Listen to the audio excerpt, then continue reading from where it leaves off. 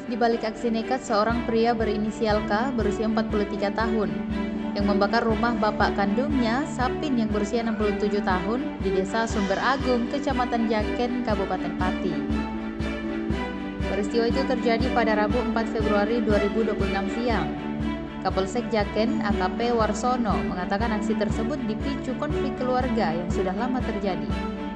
Pelaku kecewa karena dilarang menempati rumah dan mengaku ibunya juga diusir.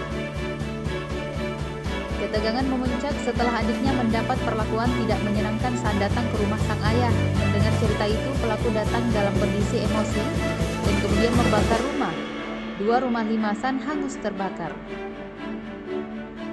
Petugas pemadam kebakaran tiba di lokasi pukul 12.06 dan api berhasil dipadamkan sekitar pukul 14.20. Tidak ada korban jiwa, namun kerugian ditaksir mencapai 120 juta.